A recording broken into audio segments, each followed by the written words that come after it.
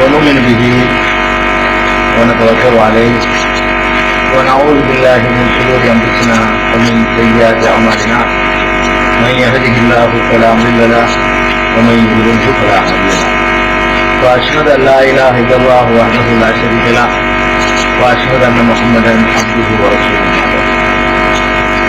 கண்ணியத்திற்குரிய எல்லாம் வல்ல அல்லாஹ் ஜல்ல ஷானஹு வ தஆலாவின் நல்லடியார்களே, அல்லாஹ்வுடைய பேரருளால் அவனுடைய மார்க்கத்தின் தனிச்சிறப்புகளை அறிந்து கொள்வதற்காக இந்த தொடர் நிகழ்ச்சி ஏற்பாடு செய்யப்பட்டிருக்கிறது. இந்த தொடரிலே ஏனைய மார்க்கங்களில் காணப்படாத, இஸ்லாத்தில் மாத்திரம் காணப்படுகின்ற ஒரு சில தனிச்சிறப்புகளை பற்றி இதுவரை நாம் அறிந்திருக்கிறோம். இதன் இறுதியாக இந்த உரையில இஸ்லாமிய மார்க்கம் மனித உரிமைகளுக்கு மிக அதிகமான முக்கியத்துவம் வழங்குகிறது என்பதையும், அந்த மனித உரிமைகளை பொதுவாக பேசுவதுடன் குறிப்பாகவும் ஒவ்வொருவரும் மற்றவரோடு நடந்து கொள்ள வேண்டிய விதங்களையும் இஸ்லாம் விளக்கமாக எடுத்துரைக்கிறது என்பதையும், அதில் பெற்றோருக்கு செய்ய வேண்டிய கடமைகளை பற்றியும் நாம் பார்த்தோம்.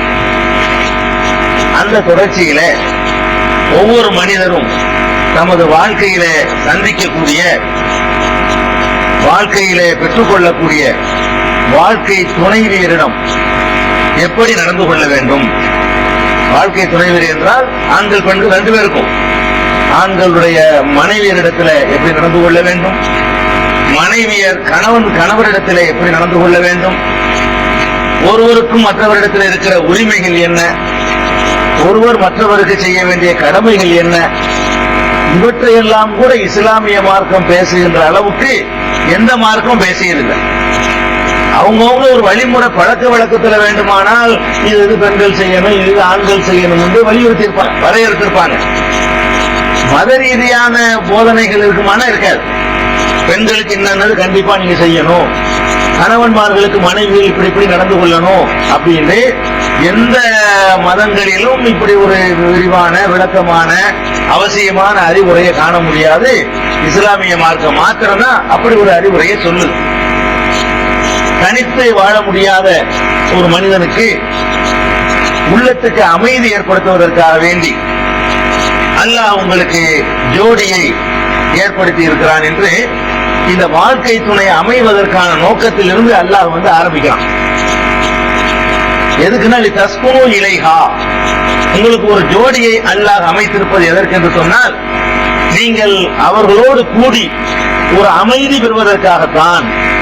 அந்த மாதிரியான ஒரு உறவுல ஈடுபடுவதன் மூலமாக மனிதனுடைய உணர்வுகள் ஒரு கட்டுக்குள்ள வருது, ஒரு அமைதி கிடைக்குது, ஒரு நிம்மதி கிடைக்குது, ஒரு மகிழ்ச்சி கிடைக்குது. அந்த மகிழ்ச்சிக்காக வேண்டிதான் ஒருத்தருக்கு ஒருத்தர் ஜோடிய நம்ம ஏற்படுத்தி இருக்கிறோம் என்று அல்லாஹ் ரப்பல் ஆலமீன் சொல்றான். இப்படி எந்த ரத்த சம்பந்தமும் இல்லாம, பெரும்பாலும் யார் என்று தெரியாம, சில இடத்துல தெரிஞ்சவங்களா இருப்பாங்க, உறவா இருந்தா பெரும்பாலும் யாருன்னு தெரியாம நம்மளோட எல்லா வகையிலையும் வித்தியாசப்பட்டிருக்கக்கூடிய பண்பாட்டுல, பழக்க வழக்கத்துல, உணவு முறையில, மற்ற எல்லாத்துலையும் பல வகையிலையும் சம்பந்தம் இல்லாத ஒரு ஆணும் பெண்ணும் இணைகிறாங்க ஒரு குடும்ப வாழ்க்கைங்கிற பெயர்ல. இந்த இணைவது என்பது இஸ்லாமிய பார்வையில எப்படி சொல்லப்படுதுன்னா, இத ஒரு அக்ரிமெண்ட், ஒப்பந்தம் இஸ்லாம் சொல்லுது. முதல்ல இதான் முக்கியமான அம்சம். உலகத்துல எந்த மார்க்கமும் திருமணத்தை ஒப்பந்தம்னு சொல்லவே இல்லை. திருமணங்கிறது ஒரு அக்ரிமெண்ட் சொல்லக்கூடிய ஒரே மார்க்கம் இஸ்லாம் மட்டும்தான். இத்தனை நாடுகள் கூட அரசியல் சட்டத்தில் ஒரு அக்ரிமெண்ட் ஒத்துக்க மாட்டேங்கிறான்.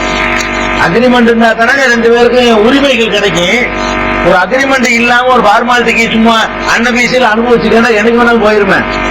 ஒரு அக்ரிமெண்ட் நம்ம போட்டோம்னு சொன்னா ஒரு 50,000 ஒருத்தர் கொடுக்குறோம், 10 லட்சம் ரூபாய் ரேட்டை பேசி ஒரு அக்ரிமெண்ட் ஒண்ணு போட்டுக்கிறோம். அக்ரிமெண்ட் போடாம கொடுத்தா இல்லைன்னு வேணாமே. அப்ப அக்ரிமெண்ட்ங்கிறது ஒரு சேஃப்டி ரெண்டு சைடு இருக்கும். இஸ்லாத்தை பொறுத்த வரைக்கும் திருமண உறவை பற்றி பேசும் பொழுது ஒரு அழகான அதுக்கு ஒரு பேரை சூட்டு இஸ்லாம். பெண்களை பற்றி ஆண்கள் சொல்லும் பொழுது ஆண்களே, உங்களுக்கு வாழ்க்கை துணைவியராகக்கூடிய பெண்கள் உங்களிடத்திலே கடுமையான ஒரு உறுதிமொழியை உடன்படிக்கை செய்கிறார்கள். சும்மா ஏதோ சந்தோஷத்துக்கு சேர்ந்துக்கிட்டு நினைக்கிறாதீங்க. கல்யாணங்கிறது ஒரு கடும் ஒரு உடன்படிக்கையானது. உடன்படிக்கைன்னா அது சில கண்டிஷன் நிபந்தனைகள்லாம் இருக்கும். அதைத்தான் செய்து கொள்கிறார்களே தவிர சும்மா ஏதோ உனக்கு சுகம் தர்றதுக்காக வேண்டிய அனுபவ பொருளாக அவங்க வரல. அவர்கள் உங்களிடத்தில் உடன்படிக்கை செய்கிறார்கள் என்று அல்லாஹ் ரப்பல் ஆலமீன் திருமணத்தை உடன்படிக்கை என்று சொல்கிறான். உடன்படிக்கைங்கிற காரணத்தினால்தான் அதை முறித்துக் கொள்றதுக்கு வழிமுறை சொல்லப்பட்டிருக்கு.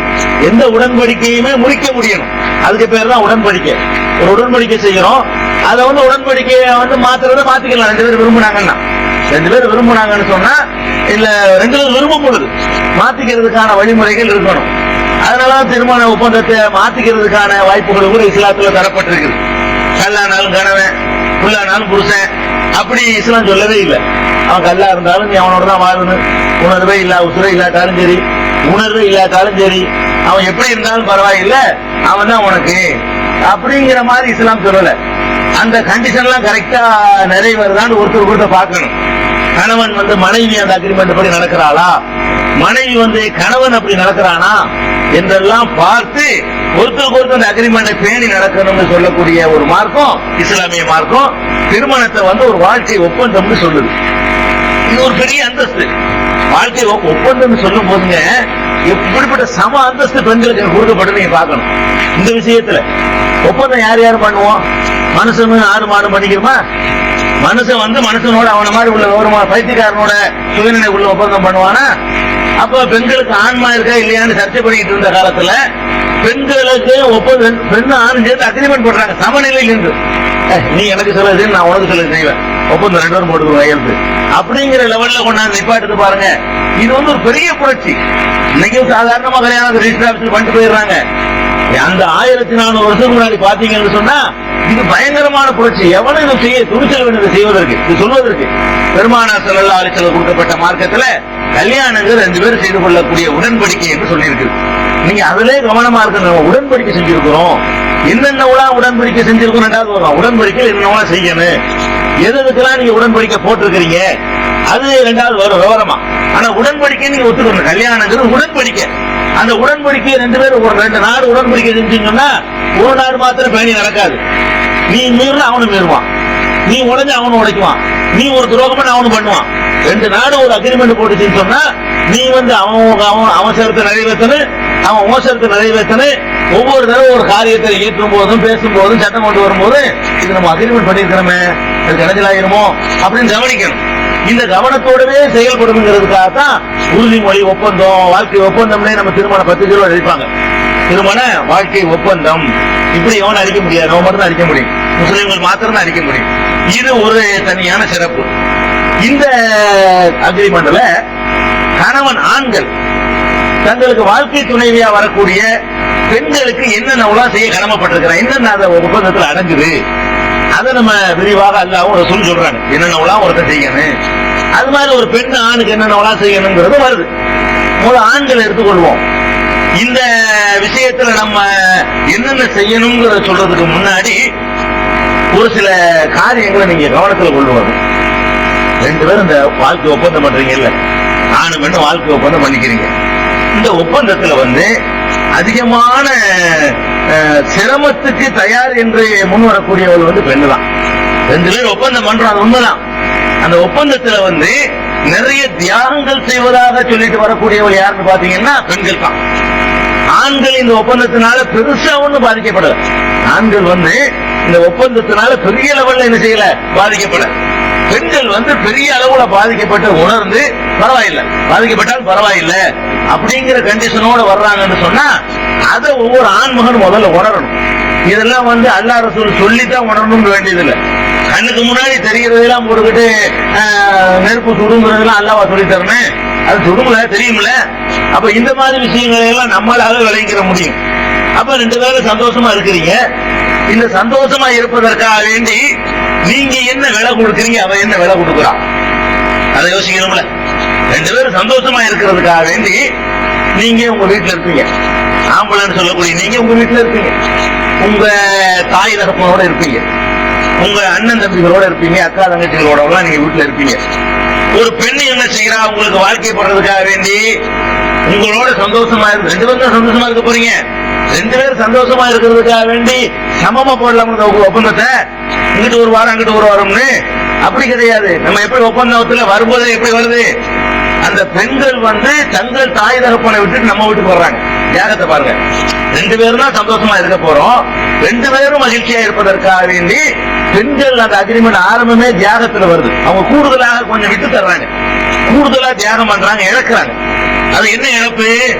தாயை இழந்துடுறாங்க, தாயை விட்டுறாங்க, தகப்பனை விட்டுறாங்க, சொந்த வீட்டை விட்டுறாங்க. சொந்த வீட்டுல இருக்கும் பொழுது ஒரு மனுஷனுக்கு இருக்கிற உரிமை இருக்கு பாருங்க, அதை விடுறாங்க. நீங்களே ஒரு விருந்தாளி 10 நாள் ஒரு தங்குறிய போய் அந்த வீட்டுல உங்க வீட்டுல மாதிரி நடக்க முடியுமா? ஒரு வீட்டுல போய் நம்ம 2 நாள் ஒரு இடத்துல தங்குறோம், இருந்த ரூம்ல இருந்துருங்க, நமக்கு சங்கடமாவே இருக்கும், நெருப்பு நிக்கிற மாதிரியே இருக்கும். நம்ம வீட்டுல இருக்கிற மாதிரி எல்லாம் அது மாதிரி பயன்படுத்த முடியாது. அவங்க சாப்பிட எடுத்து சாப்பிட்டு போடணும். நம்ம வீட்டுல என்ன செய்வோம், அப்படின்னு 4 மணிக்கு சாப்பிடுவோம், 2 மணிக்கு சாப்பிடுவோம். நம்ம போய் 4 மணிக்கு சோத்து கொடுத்துருவோம். விருந்தாளியா இருந்துட்டு நிறைய சுதந்திரங்களை நம்ம இழந்துருவோம் விருந்தாளியா போனோம்னா. சொந்த வீடுல இருக்கிற மாதிரியான அந்த உரிமை இருக்கு பாருங்க, கூடுதல் உரிமை, கூச்சம் இல்லாமல் தயக்கம் இல்லாமல் அனுபவிக்கிறது, அதை இழக்கிறாங்க பெண்கள். வீடு தாய் தாப்பனை விட்டுட்டு, அண்ணன் தம்பியை விட்டுவிட்டு, அந்த சொந்த வீடுங்கிற அந்த உரிமையை விட்டுவிட்டு ஒரு பலவீனமான நிலையில ஆண்களை நோக்கி அவங்க வந்துடுறாங்க. ஆண்கள் இருக்கிற பகுதியை நோக்கி, ஆண்கள் இருக்கிற வீட்டுக்கு வந்துடுறாங்க. ஆண்களை சார்ந்தே இருக்க நாங்க தயார் வந்துடுறாங்க. அப்ப நம்ம என்ன விளங்குது, இதுல இவ்வளவு பெரிய தியாகம் பண்றாங்க. இதை பத்தி ஆச்சரியமான தியாகம் இது. உண்மையில பார்க்க போனா நம்ம சமூக அமைப்புல வயசு மிசிலாத்துல கட்டாயம் கிடையாது. ஆணு கூட இருக்கணும், பெண்ணுக்கு கம்மியா இருக்கணும் கிடையாது. ஆனா சமூக அமைப்புல எப்படிதான் இருக்குது, கல்யாணம் பண்ணும் பொழுது ஆணுக்கு பெண்ணுக்கும் ஒரு 5 வயசுல இருந்து 10 வயசு வரைக்கும் என்ன இருக்கு, வித்தியாசம் இருக்கும். ஆம்பளைக்கு வயசு கூடவும் பொம்பளைக்கு வயசு கம்மியா இருக்கும். 25 வயசு இவன், அவளுக்கு 15 வயசு இருக்கும். நம்ம எந்த மதத்துக்காரனா இருந்தாலும் 20 வயசு எழுதிக்குவோம், அது ஒரு விஷயம். அப்புறம் செல்லு சாரதா சட்டம் கொண்டு வந்துருவாங்க.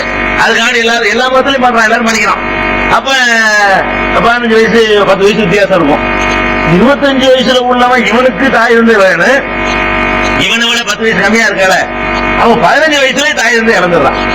நீங்க 15 வயசுல தாய் இருந்து விட்டுருங்க, போவீங்களா?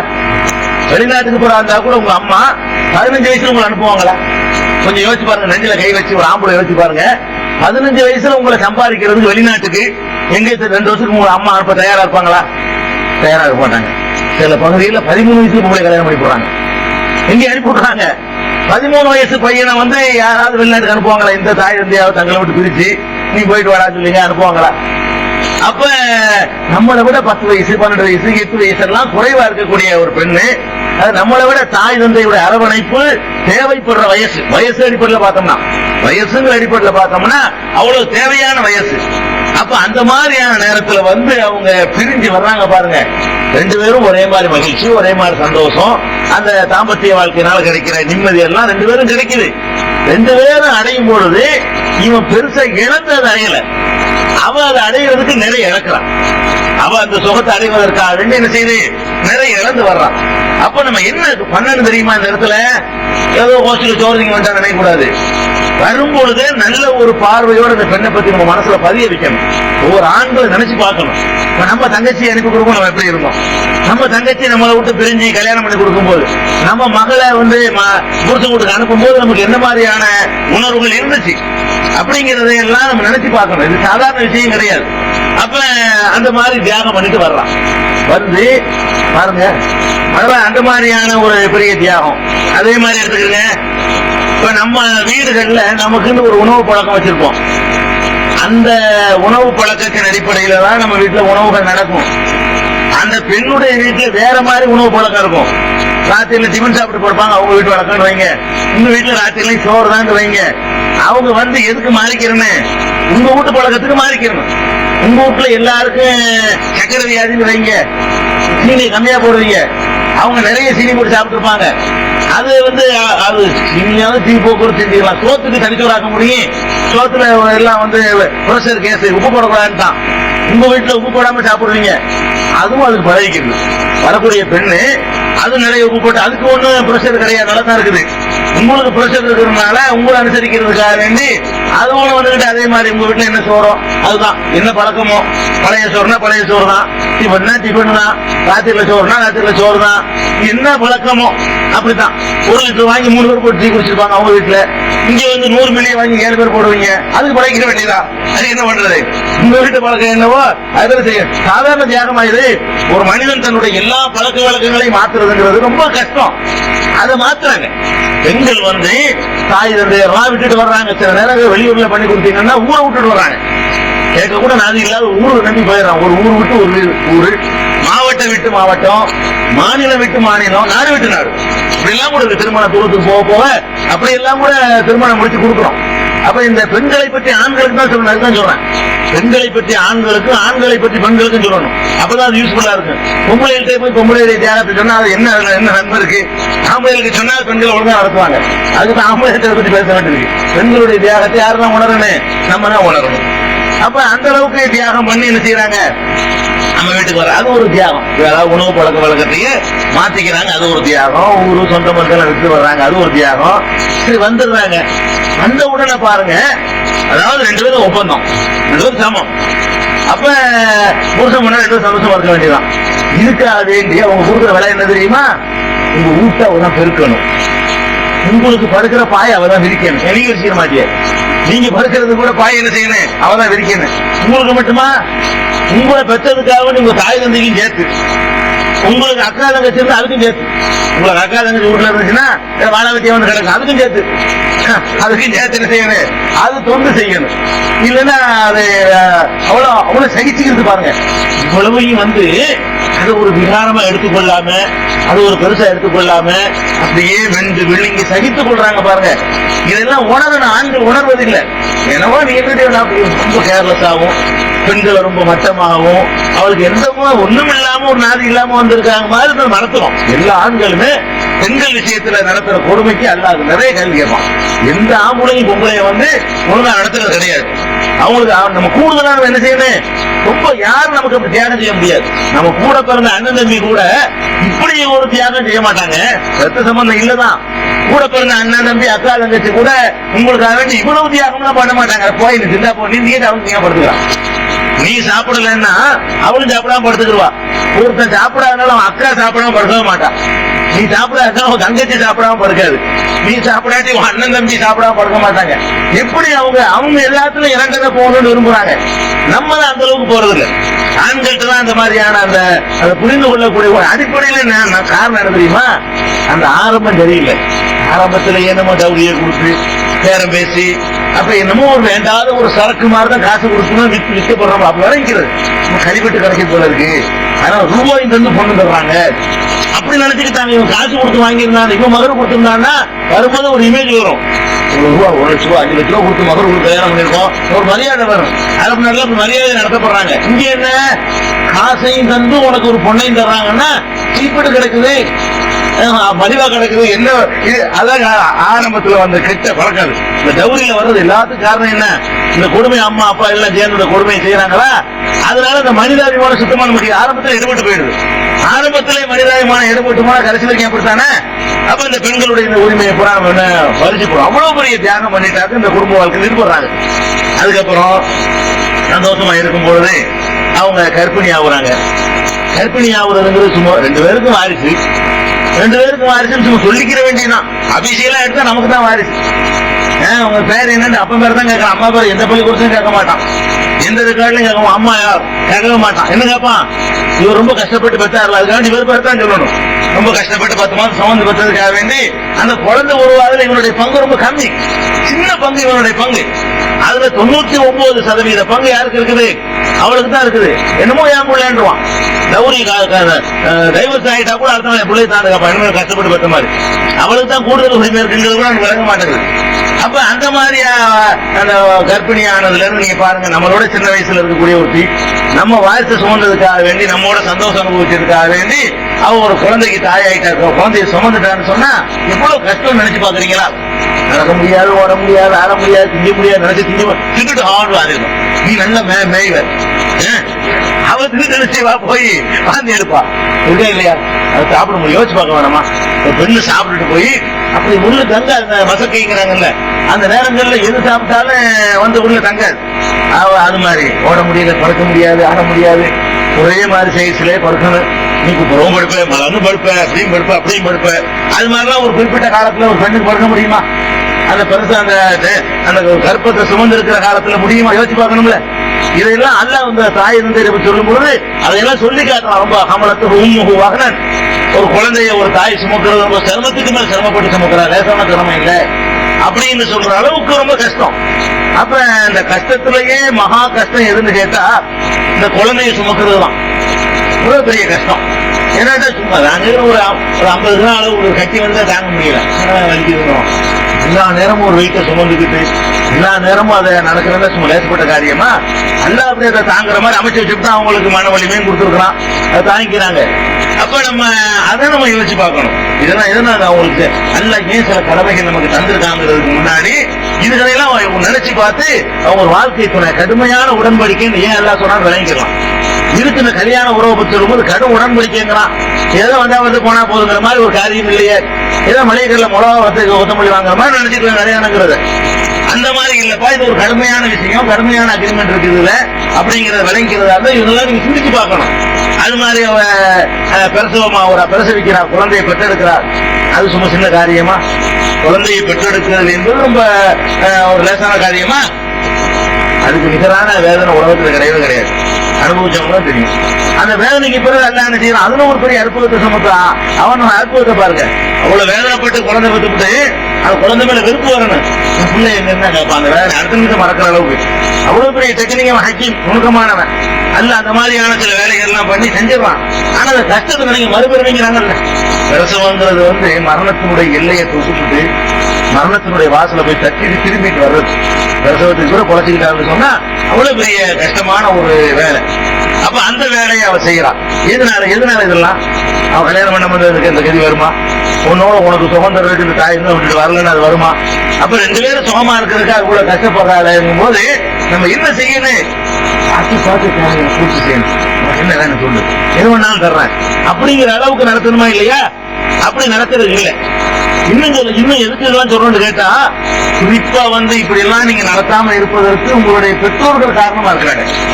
பெரும்பாலான குடும்பங்கள்ல வந்து மனைவி நல்லா நடத்த ஆசைப்படுவான் ஒருத்தன். அம்மாவுக்காக வேண்டியே கொடுமைப்படுத்துவான். அம்மாவை திருப்தி கொடுத்துறதுன்னு என்ன செய்வான்? அவங்களும் பெண்ணா இருந்தவங்க தான்.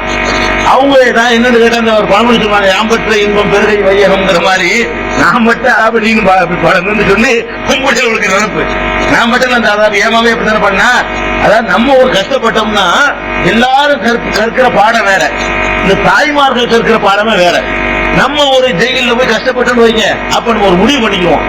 நம்ம கையில மாறு ஆட்சி வந்துச்சு, நம்ம பேச்சுக்கு ஒவ்வொருத்தரும் நம்ம கையில இந்த ஒரு அதிகாரம் வந்துச்சுன்னா இந்த குறைகளை நம்ம சரி பண்ணிடணும் அப்படி நினைப்போம். ஆம்பளைக்கு ஒவ்வொரு ஆம்பளைக்கும் பாருங்களேன்.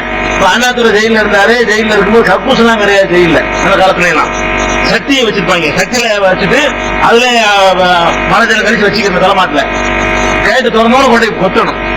அதுதான் வந்து சிறைச்சாலையில் உள்ள பழக்கம். அப்ப ஜெயில இருக்கும்போது நினைச்சாராம், நம்ம வந்தோம்னா இதை மாத்தணும்னு சொல்லி.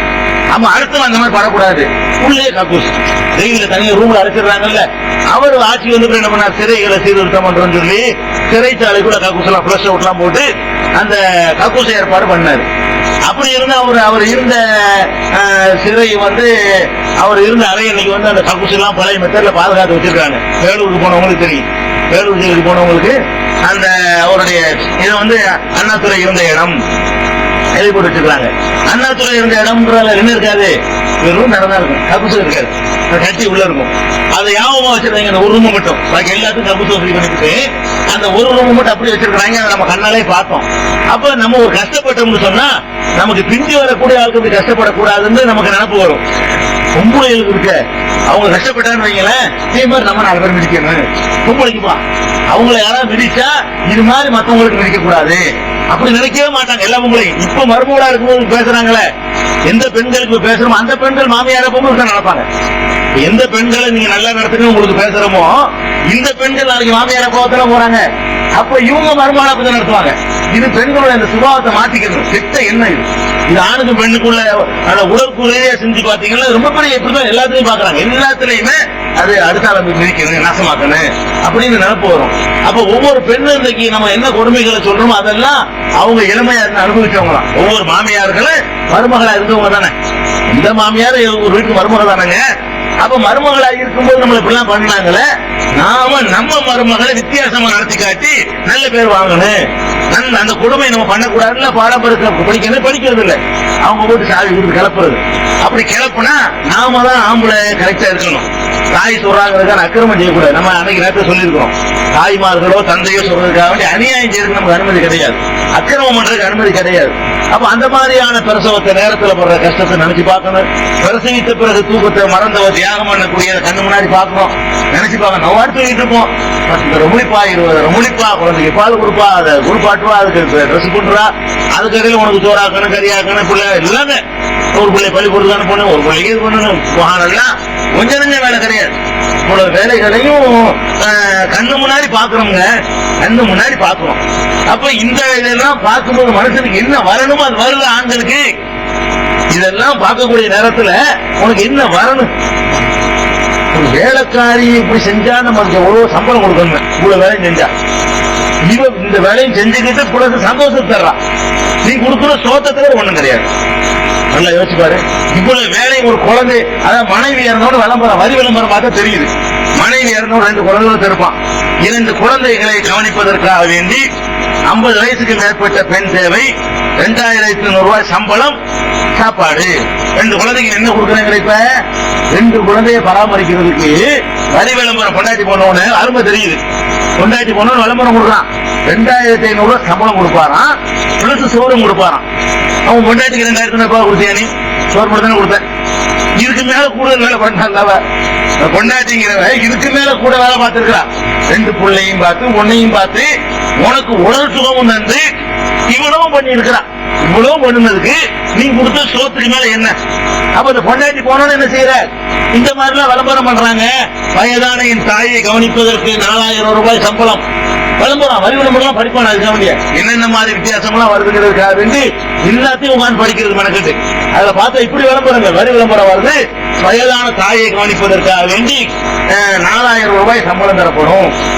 எப்ப பொண்டாட்டி இல்ல இருந்தவனும் கவனிச்சிருப்பா, அல்லது பொண்டாட்டி இருந்திருப்பா கவனிக்க மாட்டாயே. நீ நடத்தின அவன் கணக்கு வச்சுட்டு இருப்பான்ல. இந்த மாமியாமாரோ கொஞ்சம் உடல்ல இப்படி முறுக்கு இருக்கும்போது நடந்துடுறது அப்படின்னு பார்த்து கணக்கு வச்சுட்டு இருப்பா. படுக்கையில உழுவில பாத்துக்கிறேன். அப்ப தெரியுமா அது நினைக்கணுமா இல்லையா? அப்ப நம்ம, அதாவது ஒவ்வொரு பெண்ணும் நினைக்கணும், நம்ம பெத்த மகள் நமக்கு உதவ மாட்டாள். அவ வேற வீட்டுக்கு நம்ம கட்டி கொடுத்துட்டோம். வரக்கூடிய மருமகளை மகளா நடத்தினாத்தான் நமக்கு இன்னைக்கு தெம்பு இருக்கலாம், இன்னைக்கு திலகாத்தம் இருக்கலாம். நாளைக்கு வந்து படுத்துருவோம். ஒவ்வொரு மாமியார் வழங்கணும், நம்ம படுக்கையில் விழுந்துருவோம், படுக்கையில மலஜலம் கழிப்போம்.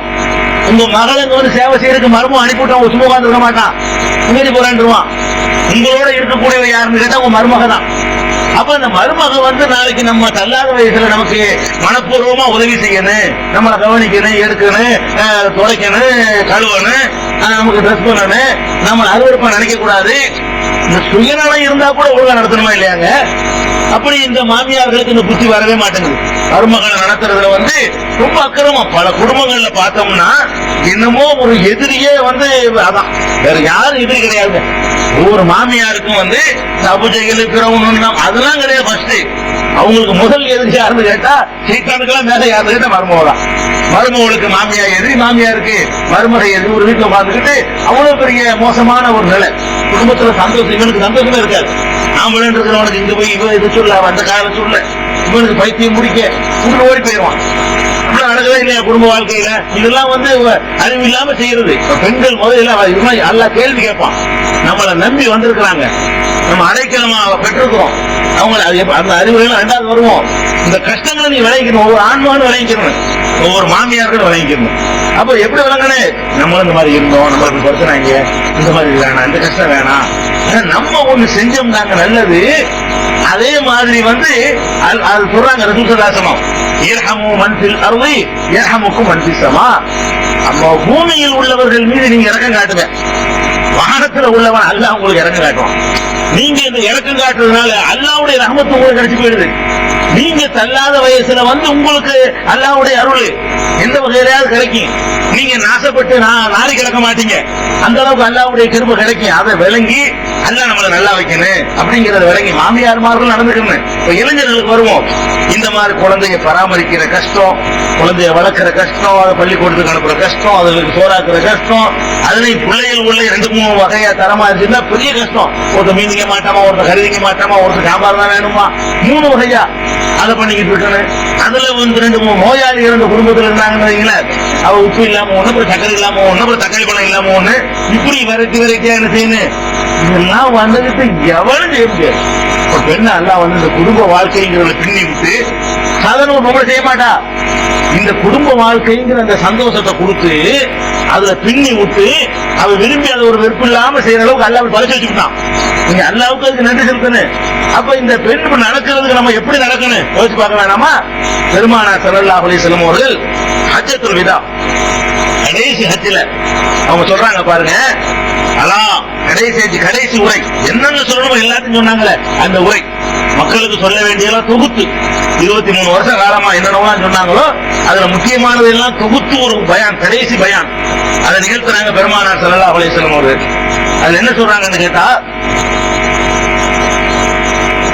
அதாவது அலா வஸ்தௌசு பின்னாசி கைரா, மக்களே நீங்கள் பெண்களிடத்திலே சிறந்த முறையில் நடந்து கொள்ளுங்கள். அது ஒரு எச்சரிக்கை. கடைசியில் தொகுத்து சொல்றாங்க. தொகுப்புறையில சிலவெல்லாம் விட்டுருவோம், சாரத்தான் வடி சொல்லுவோம். பெருமானார் ஸல்லல்லாஹு அலைஹி வஸல்லம் அவர்கள் இந்த பெண்களுக்கு உள்ள வலியுறுத்துறாங்க ஹஜ்ஜத்துல் விதாவுல கடைசியில, அலா வஸ்தௌசு பின்னிசாஇ கைரா, பெண்கள் விஷயத்திலே சிறப்பாக நீங்க நடந்து கொள்ளுங்கள். இன்னமாகுன்ன அவானுன் இந்தக்கும், அவர்கள் உங்களிடத்திலே அடைக்கலமாக வந்திருக்கிறார்கள். அடைக்கலம் என்ன அர்த்தம்? அடைக்கலமா ஒரு பொருளை தர்றாங்கன்னா எப்படி பாதுகாப்பீங்க? அல்லாஹ்வுடைய அடைக்கலம், அல்லாஹ்வுடைய அடைக்கலம், அல்லாஹ்வால் அடைக்கலமா தந்திருக்கிறாங்க. ஒரு ஏன்னா நீங்க அந்த பெண்ணை பெறல, உங்க அம்மாவுக்கு அவ பிள்ளையா பிறக்கல, எந்த ரத்த சம்பந்தம் உங்களுக்கு அவளுக்கு இல்ல, அவ யாரோ நீ யாரோ, அப்ப நான் தான் அடைக்கலமா கூட ஒப்படைக்கிறேன், அல்லாஹ் தான் ஒப்படைக்கிறாங்க. அதனால அடைக்கலங்கிறாங்க ரசூலுல்லாஹி ஸல்லல்லாஹு அலைஹி வஸல்லம். நமக்கு உறவு இல்ல, அடைக்கலம் தான் நமக்கு சொந்தம் இல்லைன்னு இருக்கும். அடைக்கலம் தான் என்ன இருக்கும்? நான் இதை கொண்டாந்து வந்துட்டு அடைக்கலம் அம்மாடி மாதிரி வச்சுக்கிறேன், நாளைக்கு வாங்கிக்கிறேன், இது உங்கள்ட்ட அடைக்கலாம். அப்ப அல்லாஹ் வந்து உங்கள்ட்ட அடைக்கலமா தர்றான். அடைக்கலம்னு வந்துட்ட பொழுது அதை ஒழுங்கா பயன்படுத்தலன்னா கேட்பான்னு இருக்கும். அடைக்கலம்னு வரும் பொழுது அதை ஒழுங்கா யூஸ் பண்ண என்ன செய்வான்? அடைக்கலமா தானே உங்க போட இப்படி போட்டு விரிச்சியரா பாவி, இப்படி போட்டு அடிச்சியரா, இப்படி போட்டு கொடு கேட்பானா இல்லையா? அதான் ரசூல் ஸல்லல்லாஹு அலைஹி வஸல்லம் சொல்றாங்க, இன்னமாகுன்ன அவானுன் இந்தக்கும், பெண்கள் உங்களிடத்திலே அடைக்கலமாக இருக்கிறார்கள். அதனால லைஸ தம்லிகூன மின்ஹுன்ன ஷையன் கைர ஸாலிக, இந்த குடும்பத்துல சந்தோஷம் தாம்பத்தியம் இருக்கு பாருங்க, அதை தவிர வேற எந்த உரிமையும் உங்களுக்கு அவர்கிட்ட கிடையாது. உங்கள்ட்ட என்ன அதிகபட்சம் அவர்கிட்ட உரிமை இருக்குது? அந்த அடைக்கலமா இருக்கிறத வந்து யூஸ் பண்ணக்கூடாது எப்போதுமே.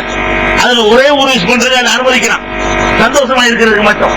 லைஸ தம்லிகூன மின்ஹுன்ன ஷையன் கைர ஸாலிக, அதை தவிர வேற எந்த உரிமையும் உங்களுக்கு கிடையாது. இல்லா அன் யஅதீன பிஃபாஹிஷத்தின் முபய்யனா, பெண்களை நீங்க வந்து வெறுத்து ஒதுக்குறது நினைச்சீங்கன்னா ஒரே ஒரு தப்பு செய்தால் தவிர, ஒரே ஒரு தப்புக்கு தான். என்ன தப்பு அது? ஃபாஹிஷத்தின் முபய்யனா, வெளிப்படையான அருவருக்கத்தக்க, அதாவது தவறான நடத்தை, அல்ல அந்த வார்த்தை கூட சொல்ல தவிர்க்கிறாங்க.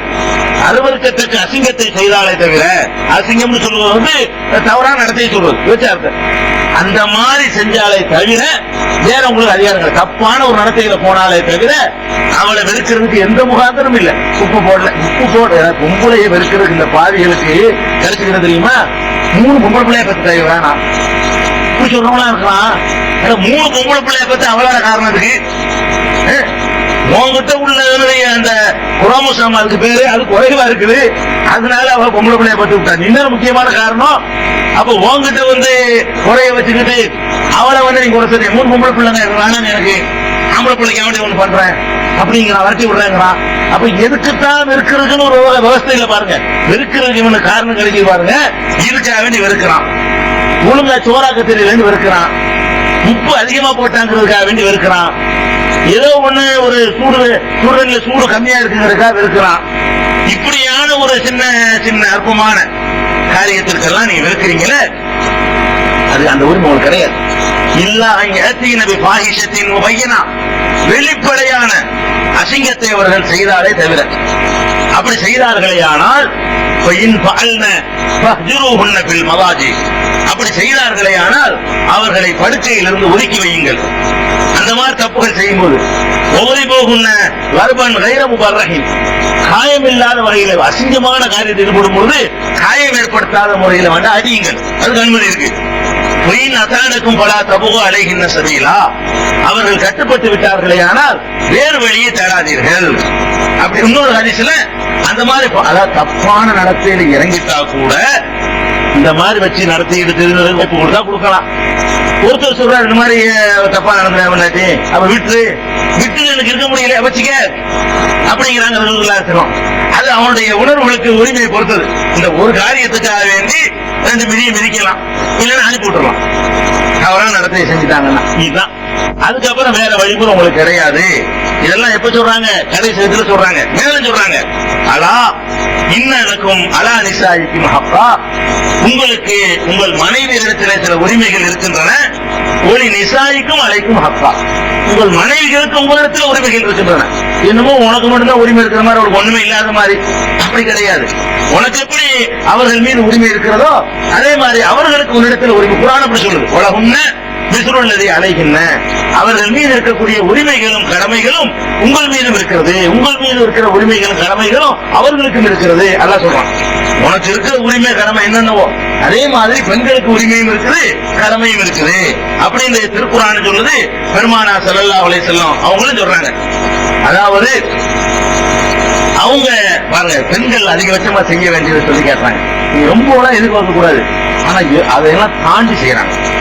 இஸ்லாமிய முறை பிரகாரம் ஒரு பெண்கள் கணவனுக்கு என்ன செய்யணுமோ அதை விட தாண்டி தான் செஞ்சுக்கிட்டு இருக்கிறாங்க. என்ன செய்யறாங்க? பெருமானார் ஸல்லல்லாஹு அலைஹி சொல்றாங்க, அம்மா ஹக்குக்கும் அலா நிசாயிக்கும், பெண்களிடத்தில் உங்கள் மனைவியிடத்தில் உங்களுக்குள்ள உரிமைகள் என்ன தெரியுமா? வலா யுத்தீன புருஷக்கும் மன் தக்ரஹூன், அடுத்தவனுக்கு உங்கள் படுக்கையை அவர்கள் இழுத்து விடக்கூடாது. அதான் அவங்க உங்களுக்கு செய்யற உரிமை என்ன? உனக்கே சொந்தமாக இருக்க வேண்டும். படுக்கை அடிக்கிறதா வழங்கிட்டீங்கல்ல, அடுத்தவருக்கு உங்கள் படுக்கையை விரித்திடக்கூடாது. படுக்கை விரிக்கிறதுனா ஒருத்தர் வர படுத்துவங்க, அந்த படுக்கை விரிக்கிறது இல்ல, கெட்ட தவறா நடந்துடக்கூடாதுன்னு இருக்கும். சொல்லுங்களா? அப்புறம் வந்து வலா யஅதன்ன ஃபீ புயூத்திக்கும் சொன்ன ஃபீ புயூத்திக்கும் லிமன் தக்ரஹூன, நீங்கள் யாரை விரும்ப மாட்டீர்களோ அவர்களை உங்கள் வீட்டில் அவர்கள் அனுமதிக்க கூடாது. ஒரு சரியில்லை வரக்கூடாது, அல்ல அவருக்கு வரக்கூடாது உங்களுக்கு சில அபிப்பிராயங்கள் இருக்கும். அதனுடைய கார்டியனா ஒரு காவலராக தான் அந்த பெண்ணை நீங்க நியமிக்கிறீங்க.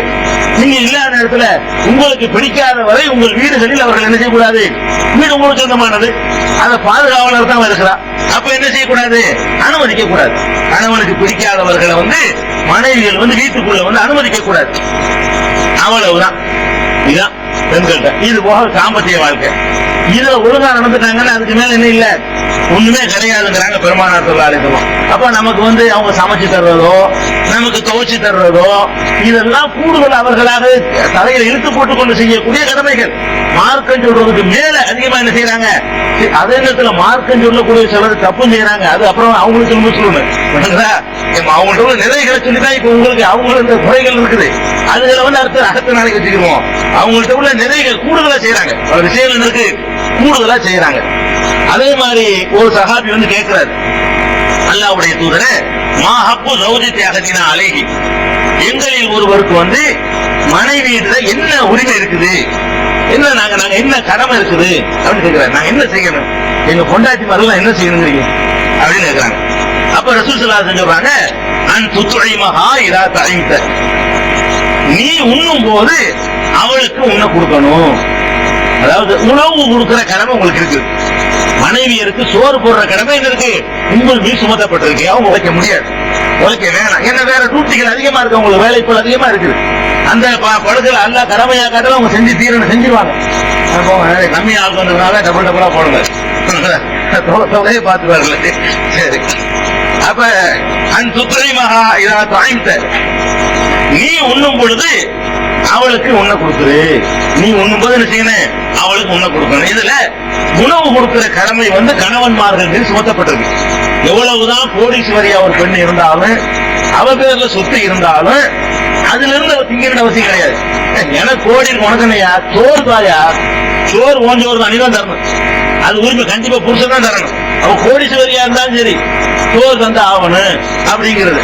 சில ஊர்ல ஊரை சொல்லி போற நேரம் அவங்க சிந்துவாங்க. ஒரு ஊர் பழக்கம் கடையநல்லூர் ஊருடைய அந்த ஊருக்காரங்க வந்து தெரிஞ்சுக்கணும். அந்த ஊர்ல என்ன தெரியுமா, கல்யாணம் பண்ணிடுவாங்க கடையநல்லூர். இப்படிலாம் போட்டு சொன்னா அந்த ஊர் திரும்புவாங்க. அதுக்காக உடச்சே சொல்லலாம், தப்பு கிடையாது. அந்த ஊர்ல ஒரு பழக்கம் இருக்குது. என்ன பழக்கம் தெரியுமா, கல்யாணம் பண்ணிடுவாங்க. கல்யாணம் பண்ண உடனே அந்த பெண்ணு இருக்குல்ல, அந்த பெண்ணு வந்து மாப்பிள்ளை வீட்டுல வந்து சோறு சோறுலாம் ஆக்கி வச்சுட்டு அந்த பெண்ணு சோறு திங்கிறது அவங்க வீட்டு தான் போகணும். எவ்வளவு நாளைக்கு இது, அவ புள்ள பெற வரைக்கும் 10 வருஷம் ஆனாச்சு. 10 வருஷம் ஆனாச்சு புதுசு வீட்டு சோறு கிடையாதுங்க. இன்னைக்கு இருக்குங்க 20ஆம் நூற்றாண்டுல முஸ்லீம் சமுதாயத்துல கடையநல்லூர்ல அவ அதாவது பெண்ணு வந்து சமைச்சு வச்சுக்கிட்டு எங்க போயிருந்தேன் அவங்க வீட்டுல போய் ராக்கா பகல்ல சமைச்சு வச்சுட்டு சாப்பிட போறேன்னு போயிட்டு வருவா. சோறுலாம் ஆக்கி வச்சுக்கிட்டு நம்ம சாப்பிட்டு வர போயிட்டு வா. மத்தியானம் சாப்பிட்டு வருவாரு, ராத்திரிக்கு சாப்பிட்டு போய் எல்லாம் சமைச்சு வச்சுக்கிட்டு சாப்பிட்டு படுக்க வந்துருந்தேன். ஆனா சாப்பிட போயிருந்தாங்க. சாப்பிட போற புருஷன் இருந்தாலும் இல்லாட்டான், புருஷன் ஊர்ல இருந்தாலும் இல்லாட்டான். இங்க இந்த இஸ்லாம் என்று சொல்ல சோறு போடுற கடமைங்குது, அதை கூட செய்ய மாட்டேங்கிறான். உணவளிக்கிற கடமை ஆண்கள் மீது சுமத்தப்பட்டிருக்குது. இவன் என்ன செய்யறான், அதுலயும் தப்பிக்க முடியுமான்னு பாக்கலாம். எப்படிப்பட்ட குவமாளி கூட்டுகள்லாம் நாட்டில் நடக்கு தெரியுமா முஸ்லிம் சமுதாயத்துல. அப்ப உணவு கொடுக்கிற கடமை நம்முடைய கடமை அப்படிங்கறத நம்ம வழங்கணும். அந்த உணவு கொடுக்கிற மாத்திரம் அந்த ஹதீஸ் சொல்லல. எப்படி சொல்லுது தெரியுமா, அந்த துறைமா இதா தாய்த்த, நீ உண்ணும் போது அவளுக்கு உண்ண கொடுக்கணும். அந்த உணவு கொடுக்கறதுல கூட இந்த வேலைக்காரி கொடுக்கிற மாதிரி கொடுக்காத, அதை ஒரு அந்தஸ்தோட கொடுக்க சொல்லுது, அது ஒரு தகுதியோட கொடுக்க சொல்லுது. மிச்சம் இருந்தா கொடுக்கறது இல்ல. போடு மிச்சம் தான் ரெண்டு போ, இது நாய்க்கு கொடுக்கலாம், அப்படி கொடுக்கறது என்ன, மிச்சம் தான் நாய்க்கு போடுவாங்க. மிச்சம் இருக்கிற திங்கிறதுக்காக வரல, உன்னோட சேர்ந்து திங்க வர்றா. அவ ஓசியா திங்கல, நீ உண்ணும் போது அவளை உண்ண செய்யணும். அப்படின்னு மகா இதா தாயிட்ட, நீ உண்ணும் போது அவளுக்கு உண்ண கொடுக்கணும் அப்படிங்கிறாங்க ரசூல் ஸல்லல்லாஹு அலைஹி வஸல்லம். நீ உண்ணும் போது உண்ண கொடுக்கணும்னா நம்ம பார்க்கணும். இன்னைக்கு சமூக அமைப்புல எல்லாரும் தப்பு செய்யறோம். என்ன செய்யறீங்க, சரி ஆக்குவாங்க வீட்டுல முட்டையா முட்டை தின்று விட்டு எலும்பு வச்சுட்டு தெரியுமாங்க, மூளை மேஞ்சு முட்டையை கொண்டாச்சு. ஒண்ணு சேர்ந்து உண்ண முடியாட்டா கூட சேர்ந்து உண்பதிலே நோக்கம் என்னன்னா சமமா கிடைக்குங்கிறது தானே. அதுக்கு தகுந்த மனைவி ஊத்தி இருக்கா, அவளுக்கு வேணும்னு நினைக்கணும்ல. ஒன்னாவது இருக்கிறதா ஒன்னாவது வச்சு இருக்குவாங்க, சும்மா வச்சு கூட இப்படி அடிச்சு தச்சுவான். வெறும் குழம்பு வச்சுக்கிட்டு இல்ல ரசம் ஊத்திட்டான். இது வந்து இப்படி கொடுமை நடக்குதா இல்லையா பல ஊர்கள். எங்க ராமநாதபுரம் ஜில்லாவுல எல்லாம் பாத்தீங்கன்னு சொன்னா எங்க பகுதிகள் எல்லாம் பூசை இல்லாட்டி அவ வந்து கறியே அந்த வீட்டுல வாங்க மாட்டாங்க. வருஷம் ஒன்னான பூசை இருந்தா தான் இறச்சி வீட்டுல பூசை இல்லாட்டி எப்படி கறி திங்கிறது அப்படிங்கிற அவன் திம்பா வெளியூர்ல வெளிநாட்டு திங்காம இருக்கலாம், அவனும் திங்காம இருந்தா பரவாயில்லைங்களா, அவன் போய் வெளிநாட்டுல வெளியூர்ல திம்பா. இப்படி எல்லாம் நிறைய கொடுமைகள். அப்ப நீ உண்ணும் போது உண்ணணும்னா வெளியூர்ல இருக்கிறேன், நான் என்ன மாதிரி உண்றேனோ அதே மாதிரி அவன் அந்த ஊர்ல உண்பதற்கு ஏற்பாடு செய்யணும். சேர்ந்து இருக்கும் போது அப்படி வெளியே போயிட்டேன், வெளியே போனதுனாலேயே பல மாமியாமார ஒண்ணு அவன் திங்கிற மாதிரி கொடுக்க மாட்டேங்கிறாங்க. அப்ப என்ன செய்யணும், அது சுத்துறை மகா இதா தாய்த்த, நீ உண்ணும் போது அவளுக்கு உண்ண கொடுக்கணும். அப்புறமேலே தக்சுவா இறக்க சைத்த, நீ அணியும் பொழுது அவளுக்கு அணிய கொடுக்கணும். நீ அணியும் போது என்ன செய்யணும், நீ பாட்டுக்கு மாசத்துக்கு 2 சட்டை 4 வேட்டி எடுத்துக்கிட்டு அவளுக்கு வருஷத்துக்கு மட்டும் எடுத்து கொடுக்க கூடாது. திருநா வரும்போது மட்டும் அவளுக்கு ட்ரெஸ், இவருக்கு நினைக்கும் போதெல்லாம் இருப்பாரு. இவர் நினைக்கும் போதெல்லாம் புதுசா சட்டை மாட்டி வருவாரு. சும்மா சேர் அடிச்சிருங்க, அதுக்கு புதுசு மாட்டி வருவாரு. அந்த மாதிரி எல்லாம் இவருக்கு நிறைய நினைச்ச நேரத்துல புதுசா இருப்பாரு. அப்ப என்னவா அவரா அவருக்கு சமமான உரிமை கொடுக்கல. ஏதோ ஒரு சடங்கு மாதிரியும் அரசுல பன்னாளிகள் விட்டா போகிற மாதிரியும் அந்த மாதிரி நடக்கக்கூடியவர்கள் இருக்கிறாங்க. சில வீடுகள்ல இந்த விஷயத்துல தாராளமா நடக்கும். திங்கள் அப்படி இருந்துட்டாலும் ட்ரெஸ்ல வந்து ஆண்களோட பெண்கள் அதிகமா கொடுக்கிறவங்க இருக்கிறாங்க. அதையும் சும்மா சொல்ல முடியாது. ஏன்னா உணவு விஷயத்துலதான் வந்து பெண்கள் நிறைய தியாகம் செய்வாங்க. உடை விஷயத்துல நம்ம நிறைய செய்யணும். உங்களுக்கு 4 சட்டைக்கு மேல இருக்காது. பெரிய பெரிய ஆட்களுக்கலாம் பொம்பளைக்கு ஒரு 200-300 சேலை வச்சிருப்பாங்க. அவங்களா அது வாட்டி அந்த பாக்கெட்லாம் வாங்கி கேட்பாங்க. அந்த வெளி அலங்காரங்களை வந்து அவங்க விட்டு கொடுக்க மாட்டாங்க. சிங்கிற விஷயத்துல தியாகம் பண்ணிக்குவாங்க. அது நமக்கு தியாகம் பண்ண முடியாது. அப்படி ஒரு டைப். ரெண்டையும் சொல்ல ஒண்ணா நினைக்கிறாங்க. நீ உண்ணும் போது அவளை ஒண்ணு கொடுக்கணும். இது பொம்பளைக்கு அறிவு இருக்கு. அதை நீ அணியும் போது அணியணும் போது அவன் சட்டை வாங்காம இருக்கும், நீ சேலை வாங்கி கேட்கிற. அவனுக்கே வாங்கல நீ வாங்கி கேட்கறது. அவனே வாங்காம இருக்கிறான், பெருநாளைக்கு ஒரு சட்டை தான் வாங்குறான், வசதி இல்லைங்கிறான். அது நீங்க ஒண்ணு வாங்கணும், எனக்கு நான் வாங்கிட்டாங்க, இது கேட்கக்கூடாது. நீ அணியும் போது அவள் அணியும், அது அவளுடைய கடமை, அதுக்கு மேல கிடையாது. நீ அணியாத போது அவளுக்கு அணிய கேட்கக்கூடாது, நீ உண்ணாத போது அவள் ஒண்ணும் கேட்கக்கூடாது. வசதி இருக்காது, அவனே ஒருவேளை தின்பான், நீ எனக்கு போது கேட்கலாமா? அந்த அதிசயம் வந்து அடங்கி இருக்கு. நீ உண்ணும் போது உண்ண கொடுக்கணும் என்பதுல நீனே காயும் போது அவளுக்கு கொடுக்கணுங்கிற கட்டாயங்களை அவளையும் சேர்த்து காயணும். அதுக்கு அவன் பழகிடணும். இங்கிறது மட்டும் உரிமை கொண்டாடுற மாதிரி காய்கிறதுக்கு என்ன செய்யணும், உரிமை இருக்குது. அதையும் பங்கெடுத்துக் கொள்ளணும். நீ அணியும் போது அணியிற அதிசயத்தை நம்ம அடிக்கலாம். நீ அணியும் போது அவளுக்கு நீ அணிவிக்கணும். தெளிவான நேரடியான முடிவு. நீ அணியும் பொழுது அவளுக்கு அணிவிக்கணும். அப்ப நம்ம அணியும் போது அணிவிக்கணும் என்ன அர்த்தம்? நல்ல வகைக்குங்க. பெண்களும் கேட்பாங்க, கேள இருக்காங்க, நான் அணியும் போது அணியணும். இப்ப என்ற வசதி விரும்பி எடுத்து கொடுத்துருங்க. அது இல்லாம அமுக்க அடிச்ச போட்டு விட்டுருங்க. ரசூலுல்லாஹி போட்டுருங்க. ரசூல் ஸல்லல்லாஹு அலைஹி வஸல்லம் எனக்கு கடமையாக்கல, நான் அணியும் போது அணிய சொல்லி இருக்கிறாங்க. நீ அது இல்லாம கேட்டீங்கன்னா நானே விரும்பினாதான் தருவேன், பேசாம இருக்கலாம். இல்லாத மக்கள் இருப்போம்ல, எல்லாருக்கு நடத்துன எடுத்து கொடுக்குற மாதிரியா இருப்போம். அது வரைக்கும் அவங்களும் நடந்துக்கணும். மார்க்கம் சொன்னதுக்கு மேல எதிர்பார்த்தாதானே சண்டைலாம். மார்க்கம் சொன்னபடி எல்லாரும் நடந்துக்கிட்டாங்கன்னா எல்லாருக்கும் நிம்மதி, எல்லாருக்கும் சந்தோஷம், எல்லாரும் மகிழ்ச்சியா இருக்கலாம். ஒருத்தர் மீறும், இதுல மீறினா இன்னொன்னு மீறுவா, நீ இதுல மீறினா ஆத்மா அப்படி போயிட்டு நீங்க தான் போயிடும். அப்புறம் ஒலா தவறிபில் வஜிக ஒலா துகப்பில் ஒலா தஹஜுர் இல்லா பில் பைத். அப்புறம் என்ன சொல்றாங்கன்னு கேட்டா, உன் மனைவி என்ன செய்யணும் போது முகத்துல அடிக்கிறாங்க. என்னதான் போவோம், என்னதான் வந்தாலும் சரி, முகத்துல அடிக்கிறதுங்கிறது என்ன செய்யக்கூடாது. ஒரு தட்டுறதா இருந்தாலும் முகத்தை சேர்ந்து கணத்துல அறிகிறது. அதுக்கு மார்க்கத்தில் அனுமதியே கிடையாது. எந்த சந்தர்ப்பத்திலையும் அதை செஞ்சிடாது. அது மாதிரி ஒலாத்து கப்பில் அவளை இழிவுபடுத்திடக்கூடாது. இழிவுபடுத்தி மட்டம் தட்டுறது பாருங்களேன். இது சில பேருக்கு இது ஒரு பழக்கம். இவங்க கொஞ்சம் நல்லா வசதியா இருக்கான்னு வைங்களேன், அவளுடைய வறுமையை ஒவ்வொரு நேரம் கிளி கட்டுவான். நீ என்ன தெரியாதாங்க, குடிச்சலாம் தெரியாதாங்க, குடிச்சலான்னு படுத்துக்கிறீங்க, கிழிஞ்ச பாயலானா நீ அண்ணன் எல்லாம் ஒன்னா படுத்து தெரியாதாங்க. ஒரு சிலைக்கு மாறு சிலை கிடையாது. நீ பண்டாரி கேட்கலாம், குத்தி காட்டுறது, கேவலப்படுத்துறது. அதெல்லாம் இருந்து தெரிஞ்சது கல்யாணம் பண்ண நல்லா கொடுக்குறாங்கல்ல, எவ்வளவு இழிவுபடுத்தக்கூடாது. சுயமரியாதை விளையாடக்கூடாது. எல்லாத்துக்கும் ஒரு லிமிட் தான். பெண்களுக்கு மரியாதமான இல்லையா, சுயமரியாதை உனக்கு மட்டும் தான் இருக்கும். உன்னை ஒரு கேட்டா எப்படி இருக்கும்? நம்ம ஒரு வறுமைக்காக வேண்டி ஒரு தடவை வேலைக்கு சம்பளத்துக்கு இருக்கிறோம். முதலாளி இருந்தா கூட அவன் அதை நிறுத்தி சொல்லி காட்டா இருப்போமா? போய சம்பளம் கணக்கு போறியா? ஒரு வேலைக்காரன் சொல்றான், நீ சமமா கொண்டாந்து அக்ரிமெண்ட் போட்டு வச்சுக்கிட்டு வாழ்க்கை ஒப்பந்தம் வர பண்ணி வச்சுக்கிட்டு அப்புறம் இல்லாம வகையிலையும் மட்டம் தட்டுறது, 4 பேருக்கு முன்னாடி வச்சுட்டு மட்டம் தட்டுறது, அடுத்தவர்கள் மத்தியில வச்சுட்டு கேவலப்படுத்துறது. ஏதாவது வெளியில யாராவது வந்துருவாங்க, நீங்க என்ன உங்களுக்கு விருந்து பிரியாணி கொடுத்துருவாங்க, நீங்க என்ன ஊற்றி கிடக்குறா, நீ என்ன எனக்கு யாரும் தெரியாது, இந்த மனுஷன் எவ்வளவு நாள் ஆச்சு அவங்கள்ட்ட ரசத்தை குடிச்சுப்பா, வேற விட்டு ரசத்தை இவங்க ரசம் இல்ல, வேற வீட்டு ரசத்தை குடிச்சுட்டாங்கன்னா இப்படி இதெல்லாம் கூடாது. அவரும் செஞ்சுதான் செய்வாங்க. அப்ப நீ உன்னுடைய அடுத்தவங்க போய் அவசரம் ஒத்துருவியா? நீ என்ன ஆம்பளை இருக்கான், ஆம்பளை பாரு திருப்பி போட்டா எப்படி இருக்கு? அப்ப சுயமரியாதை 2 பக்கம் இருக்கிறாங்க. நீ போடுற மாதிரி திருப்பிக்கிட்ட ஒரு ஆம்பளை காட்டி அவ அந்த ஆம்பளையுடைய நட உட பாவனை எல்லாத்தையும் சொல்லி உன்னை கம்பேர் பண்ண உனக்கு எப்படி இருக்கும்? அப்ப எல்லாம் சமத்துவம் உனக்கு இருப்பது மாதிரி அவளுக்கு இருக்குங்கிறாங்கல்ல. உலகுள்ள மிதுள்ளதே அலைகின்ற உனக்கு இருக்கிற மாதிரி உரிமை கடமை அவளுக்கு இருக்குன்னா நீ மாத்திரம் ஆட்டவங்களை சொல்லி அவங்களை சொல்லி உங்களை சொல்லி சுத்தி காட்ட உன்னை சுத்தி காட்ட ஒத்துக்கிறியா? நீ அதை கவனமா இருக்கணும், செய்யக்கூடாது. அப்புறம் ஒலா தகுதியில் இல்லா பின்பை என்னதான் கண்டிப்பா இருந்தாலும் சரி, வெறுப்ப காட்டுறா இருந்தாலும் சரி, 4 சுவத்துக்குள்ளதான் இருக்கும். வீட்டுக்குள்ளே தவிர வெளியிடங்களில் வைத்து கண்டிக்கவே கூடாது. அது ஒரு நாள் இல்லாட்டி ஒரு நாள் நம்ம ரோசம் வந்து யாரா இருந்தாலும் கண்டிக்கிறோம். எங்க போயிட போறாங்க? இன்னும் போலீஸ்காரன் கைதி தேடுற மாதிரி ஓடி போயிட போறாரா? தேடி பிடிச்சி கண்டிக்கிறது வேலை இருக்க போறா? வீட்டுக்குள்ள ரூபா அடிச்சு 4 பேர் மத்தியில் நடந்தா கூட எல்லாரும் போட்டு நீ பிடிச்ச தப்பு இப்படி செஞ்சிருக்க கூடாது, இதனால எனக்கு கேவலமா போச்சு அது சொல்லு, அறிவுரை சொல்லு. 10 பேர் 50 பேர் சபையில வச்சுக்கிட்டு கல்யாண சபையில விருந்து கூப்பிடுறதுலாம் கேவலப்படுத்திடுவாங்க. விருந்து கூப்பிடுறதுலாம் பொம்பளை என்னடி பண்றாங்க பாரு அப்படின்னு சொல்லி இந்த மாதிரிலாம் செய்யுது. இதுக்கு அனுமதி கிடையாது. புருஷங்கிறதுனால இந்த மாதிரியான உரிமையெல்லாம் இஸ்லாம் உங்களுக்கு தரல, அடைக்கிற பொருள் அவங்க. அப்ப ஒலா தகுதியில் இல்லாத பின்பை வீடுகளில் தவிர வீட்டுக்குள்ளே தவிர வேற இடத்துல என்ன செய்யக்கூடாது, அவங்கள வெறுக்கக்கூடாது, வெறுப்பு கண்டிச்சிடக்கூடாது அப்படிங்கிறாங்க. இன்னொரு ரிவாயத்தில் அறிவிப்பு என்ன வருதுன்னா, ஒலாத்து கப்பிகி அந்த கூட கபஹகல்லா கபஹகில்லா, அதாவது இந்த திட்டுறதுல கூட சில அசிங்கமான வார்த்தைகள்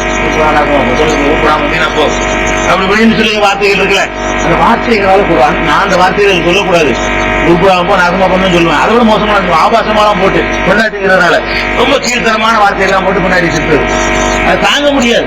அசிங்கமா அந்த லோ மக்கள் இருக்காங்க, ரொம்ப தரந்தாழ்ந்த மக்கள், அந்த மக்கள் பேசுற மாதிரி என்ன செய்யறது, பேச்சு விட்டுருவான் கொண்டாடிய. இதெல்லாம் கூடாது. இப்பெல்லாம் நாகரிகம், வீடு குடும்பத்துக்குள்ள ஒரு நாகரிகத்தன்மை உண்டாக்குங்க அப்படின்னு சொல்லி அந்த மாதிரியான ஒரு கடமையையும் பெருமானார் ஸல்லல்லாஹு அலைஹி வஸல்லம் அவர்கள் நமக்கு பண்றாங்க. அடுத்து இன்னொரு சொல்றாங்க, இன்ன அஹப்ப ஷர்தி அன் யூஃபா பிஹி மஸ்தஹலல்தும் பிஹில் ஃபுரூஜ். பொதுவான ஒரு அளவு, நீங்க எத்தனையோ உடன்படிக்கைகள் காரணமாக உங்களுக்கு சில சாதக பாதகங்கள் ஏற்படும். ஒரு உடன்படிக்கையில சில சரத்து போடுவோம்லங்க, எத்தனை பேர்கிட்ட உடன்படிக்கை பண்ணுவீங்க, ஒரு தொழிலுக்காக வேண்டி உடன்படிக்கை பண்ணுவீங்க, ஒரு இடத்த வாங்குவீங்க, ஒரு இடத்த விற்குவீங்க, ஒருத்தருக்கு ஒருத்தர் உதவி செய்யறதுக்கு உடன்படிக்கை பண்ணுவீங்க, ஒரு சங்கத்துக்கு இன்னொரு சங்கத்துக்கும் உடன்படிக்கை வரும், ஒரு பார்ட்டிக்கு இன்னொரு பார்ட்டிக்கு உடன்படிக்கை வரும், ரெண்டு நண்பர்களுக்கு மத்தியில உடன்படிக்கை வரும், ரெண்டு பேர் சண்டை போட்டுக்கிட்டாங்கன்னு சொன்னா அவங்களுக்கு மத்தியில உடன்படிக்கை வரும், ரெண்டு காலேஜுக்கு மத்தியில உடன்படிக்கை வரும். இப்படி எல்லாம் உடன்படிக்கைகள் உலகத்துல நீங்க நிறைய பண்றீங்க. உடன்படிக்கைகள்ல ஷரத்துகள்லாம் இருக்கு. என்ன உடன்படிக்கைனால ஷரத்துகள் கண்டிஷன் இல்லாம உடன்படிக்கை கிடையாது. பெருமானார் ஸல்லல்லாஹு அலைஹி வஸல்லம் சொல்றாங்க, நீங்கள் நிறைவேற்றுவதற்கு அதிக தகுதி படைத்த கண்டிஷன் என்ன தெரியுமா? எந்த கண்டிஷன் அதிகமா நிறைவேற்றணும் என்று கேட்டால், திருமணத்தின் மூலமாக நீங்கள் செய்து கொண்ட கண்டிஷன் இருக்கு பாருங்க, அதுதான் நிறைவேற்றுவதில் முதலிடம் பெற்றது. ரசூல் ஸல்லல்லாஹு அலைஹி வஸல்லம் சொல்றாங்க, எந்த கண்டிஷனை விடவும் நீ கல்யாணம் ஒரு கண்டிஷன் பண்றிய, நீ எந்தெந்த கண்டிஷன் எல்லாம் கரெக்டா நிறைவேற்றலாம். ஒரு நண்பத்தை கண்டிஷன் போடுவான், சண்டை வந்தவன ரெண்டு கம்பெனிக்கு மத்தியில கூட்டா சேர்ந்து செய்வோம், ஏதோ ஒரு நிறைய ஒப்பந்தங்கள் இருக்கு, கண்டிஷன்கள் இருக்கு, அதுல உள்ள சரத்துக்களை எல்லாம் கரெக்டா என்ன செய்வான், நிறைவேற்றுவான். மனைவி கணவனுக்கு மத்தியில உள்ள அந்த கருத்துக்களை அக்ரிமெண்ட் நிறைவேற்றவே மாட்டான். ஆனா அதுதான் முதலிடம் உள்ளதுங்கிறாங்க பெருமானார் ஸல்லல்லாஹு அலைஹி வஸல்லம். நீங்க நிறைவேற்ற ஷரத்துகள்லயே அதிக தகுதி படைத்ததுன்னு கேட்டா மஸ்தஹலல்தும் பிஹில் ஃபுரூஜ், எதன் மூலமாக தாம்பத்திய உறவுக்கு சொந்தம் கொண்டாடுகிறீர்களோ அந்த ஒப்பந்தம் தான் நிறைவேற்றப்படுவதற்கு அதிக தகுதியானது. அந்த கண்டிஷன் தான் அதிகமான தகுதியோடு நிறைவேற்றப்பட வேண்டியது என்று பெருமானார் ஸல்லல்லாஹு அலைஹி வஸல்லம் அவர்கள் சொல்லி காட்டுறாங்க. அப்ப இதெல்லாம் இந்த வசனங்களை எல்லாம் பார்க்கக்கூடிய நேரத்துல பெரிய சுமை நம்பி சுமத்தப்பட்டிருக்கு. கல்யாணம் சும்மா சாதாரண விஷயம் இல்லை, ஒரு பெரிய சுமை. ஒரு சந்தோஷம் அடைஞ்சுக்கிட்டாலும் கூட ஒரு பெரிய பாரத்தை அல்லாஹ் நம்ம மீது சுமத்தி வச்சிருக்கான். அதை சுமத்தி வச்சிருக்கிற இடத்துல நம்ம அவர்களை கண்ணியமான முறையில நடத்து, இதுல இருந்து நீங்க விளைக்கலாம். அடிக்கக்கூடாது, திட்டக்கூடாது, அசிங்கப்படுத்தக்கூடாது, உணவுல குறை வைக்க கூடாது, இல்ல இருக்கிறதுக்கு மேல அவங்க கேட்கக்கூடாது. இதெல்லாம் அல்லாஹ் அவன் அறிவுரை சொல்றான். அதுல சில தாராள தன்மைகளையும் அல்லாஹ் ஒரு ஆர்வம் போடுறான் நமக்கு செலவழிக்குன்னு சொல்லிட்டா கூட. ரசூலுல்லாஹ் சொல்றாங்க, நீங்க ஒரு ரூபாய் எடுத்து அல்லாஹ்வுடைய பாதையில செலவழிக்கிறீங்க, அல்லாஹ்வுடைய பாதை இறைவனுக்காக போர் செய்யறதுக்கோ மற்றதுக்கோ செலவழிக்கிறீங்க. இன்னொரு ரூபாய் எடுத்து 10 ரூபாய் எடுத்து ஒரு அடிமையை விடுதலை செய்வதற்காக வேண்டி செலவழிக்கிறீங்க. இன்னொரு 10 ரூபாய் எடுத்து ஒரு மிஸ்கின் ஒரு ஏழைக்கு தர்மம் செய்றீங்க. இன்னொரு 10 ரூபாய் எடுத்து உங்க குடும்பத்துக்கு வீட்டுக்கு செலவு பண்றீங்க. 4 காரியத்துக்கு செலவு பண்றீங்க. ரசூலுல்லாஹ் சொல்றாங்க 4 காரியத்துக்கு செலவு பண்றீங்க. ஒண்ணு அல்லாஹ்வுடைய பாதையில அறப்போர் செய்வதற்கு செலவழிக்கிறீங்க, ஒரு அடிமையை விடுதலை செய்வதற்கு செலவழிக்கிறீங்க, ஒரு ஏழையுடைய பசியை போக்குவதற்கு செலவழிக்கிறீங்க, உங்க குடும்பத்துடைய தேவைக்காக வேண்டி செலவழிக்கிறீங்க. 10 ரூபாய். இதுல எது ரொம்ப பெரிய 10 ரூபாய் தெரியுமா? எதுக்கு அதிகமான கூலி இருக்கு தெரியுமா? ரசூலுல்லாஹ் சொல்றாங்க, அடிமையை விடுதலை செய்யறதா?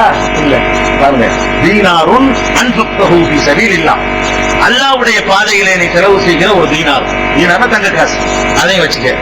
ஒரு தீனாருன் அன்ஃபக்தஹு ஃபீ ரகபா, ஒரு அடிமையை விடுதலை செய்வதற்காக நீ செலவு செய்கிற ஒரு தங்க காசு. ஒரு தீனாருன் தஸத்தக்த பிஹி அலா மிஸ்கீன், ஒரு ஏழைக்கு தர்மமாக நீ வழங்கிய ஒரு தங்க காசு. ஒரு தீனாருன் அன்ஃபக்தஹு அலா அஹ்லிக, உன் குடும்பத்தாருக்காக நீ செலவிட்ட இன்னொரு தங்க காசு. இதுல அஅலமுஹா அஜ்ரன், ரொம்ப பெரிய கூலி தரக்கூடிய, அல்லாஹ்விடத்துல பரிசு பெற்று தரக்கூடியது அல்லது அன்பப்புகால் அகலிக்க. உன் குடும்பத்துக்கு நீ கொடுத்திய அதுக்கு தான் 4 பரிசு. 4க்கு செலவு பண்ணு சொன்னா உன்னுடைய மனைவிக்காக வேண்டி குடும்பத்துக்காக வேண்டி செலவு பண்ணீங்க, அதுதான் உள்ளதுலயே அதிக 4க்கு கூலி கிடைக்கும். அடிமையை விடுதலை செய்து கொடுக்கறத விட, ஒரு பசித்த ஏழைக்கு கொடுக்கறத விட, உன் பொண்டாட்டி சோறு நீங்க முத கொடு. இங்க பட்டினியா போட்டு தர்மம் செய்ய போறாங்க. பொண்டாட்டிக்கு சோறு கொடுக்காம ஒரு ஊருக்கு போய் தர்மம் செய்ய போயிருவாரு. பொண்டாட்டி முதல் சோறு கொடுத்தா கேட்கணுமா இல்லையா? அவ மனைவிக்கு கொடுக்கறதுக்கு மிஞ்சினதுதான் மத்ததெல்லாங்கிறாங்க. இது சஹீஹ் முஸ்லிம்ல இடம்பெற்றிருக்கக்கூடிய ஆதாரப்பூர்வமான ஹதீஸ். அதே மாதிரி பெருமானார் ஸல்லல்லாஹு அலைஹி வஸல்லம் சொல்றாங்க, உன் குடும்பத்திற்காக வேண்டி நீ எதை செலவழித்தாலும் அதுக்கும் அல்லாஹ்விடத்துல கூலி இருக்கிறது. எந்த அளவுக்கு சொன்னா, ஹத்தாமா தஜாலு ஃபீ ஃபமிம்ராத்திக, உன்னுடைய மனைவியின் வாயில் ஊட்டுகிறாயே அதுக்கு உட்பட. சோத்தை எடுத்து ஒரு கவலத்தை வாயில ஊட்டுறீங்களே, அது உங்க சந்தோஷத்துக்கு ஊட்டுறீங்க, அதுக்கு கூலி இருக்கலாம். எதுக்கு கூலி? நான் கொடுத்த அடைக்கலத்தை ஒழுங்கா பராமரிக்கிறான் இவன், அதுக்கு கூலி. நான் அடைக்கிழமை இந்த பெண்ணை ஒப்படைச்சேன், அது அழகான முறையில் அவன் பேணுறான், அவளை மகிழ்ச்சியா வச்சிருக்கிறான், அவளை சந்தோஷமா வச்சிருக்கிறான், அவளை கண்கலங்காம பாத்துக்கிறான், அப்படிங்கிறதுக்காக வேண்டி அவன் கூலி தான் வாங்கலாம். நம்ம அமானியத்தை போய் எதுக்கு அவளுக்கு பயந்துட்டா கொடுத்தோம்? அவளுக்கு பயந்துட்டா கொண்டு செலவழிக்கிறது இல்லை தானே? அல்லாஹ் கடமையாகிட்டாங்கிறத செய்யறோம். அப்ப அல்லாஹ்வுக்காக வேண்டியதை செய்யும் பொழுது அதுக்கும் கூலி கிடைக்குதுன்னு சொல்லக்கூடிய ஒரு மார்க்கம். அதாவது பெண்களுக்கு செய்யறது கடமை மாத்திரம் இல்ல, ஆகிரத்தில் அதுக்கெல்லாம் நன்மைகள் வேற இருக்குது. நீங்க அவங்கள்ட்ட நடந்து கொள்ளக்கூடிய விதக்கு பாருங்க, சிரிக்கிறது, அன்பா நடந்துக்கிறது, ஊட்டி விடுறது, அவங்களுக்கு தேவையான உணவு கொடுக்கிறது, அவங்கள மகிழ்ச்சியா வச்சுக்கிறது, புண்படுத்தாம இருக்கிறது, அவங்கள கண்டிக்கிறதா இருந்தா அதுக்கு தகுந்த முறையில கண்டிக்கிறது, இதுகளை எல்லாம் நீங்க செஞ்சா இது இங்க உள்ள கடமையை செஞ்சு வர போகாது. இதுக்கு அங்க கணக்கு, எதை சொல்லுத மாதிரி, எது நோம்பு வச்ச மாதிரி, எது ஜகாத்து கொடுத்த மாதிரி, இதுக்கு ஒரு சவாபம் அஜ்ர் கூலி இருக்கிறாங்க. இதுக்கெல்லாம் அல்லாஹ் என்ன செய்யறான்? கூலிய வச்சிருக்கிறேன்னு சொல்றான். அப்ப இதையெல்லாம் விலைக்கு நம்ம என்ன செய்யணும்? நடந்துக்கிறோம். அதுக்காக வேண்டி கொண்டாட்டியை கவனிக்க சொல்லுங்கிறதுக்காக வேண்டி வட்டிக்கு வாங்கி போய் கடனை வாங்கி நம்மள அடுத்த மாசமே இல்ல நாசமா அப்படி பண்ணிடக்கூடாது. அஸ்கினு உன்ன மின் ஹைரு சக்கன்தும் மின் உஜிதிக்கும், உங்கள் சக்திக்கு ஏற்பட்டவாறு அவர்களை வந்து குடிய மறுத்துங்கள். அதை அல்லாஹ் சொல்றான். வசதி உள்ளவன் வசதிக்கு ஏற்றவாறு செலவு செய்யட்டும். ஒமன் குதிர அழகி யாருக்கு ரிஸ்க் கம்மியா இருக்கிறதோ அல்லாஹ் கொடுத்த அளவுக்கு அவன் செய்யட்டும். எந்த ஆத்மாவையும் கொடுத்ததுக்கு மேல அல்லாஹ் கஷ்டப்படுத்த மாட்டான். கொடுக்க ரொம்ப ஆர்வம் ஊட்டினவன நீங்க பாட்டு பைத்தியம் கடன் வாங்கி 100,000 10,000 வாங்கி கொண்டாட்டி கடைசியில் அவங்க வந்துருவான். கூட்டோடு ஓடி போயிருந்தோம், பல மாசம் கொடுக்க முடியாம போயிருவான்.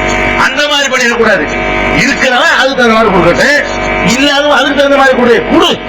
நீ திங்கிற கணக்கு வச்சுக்க, அந்த மாதிரி கொடு அப்படிங்கிற அடிப்படையில இஸ்லாமிய மார்க்கம் அந்த மனைவிக்கு கொடுக்கறதுக்கு நன்மைங்குது, குடும்பத்தை பராமரிக்கிறதுக்கு நன்மைன்னு சொல்லுது.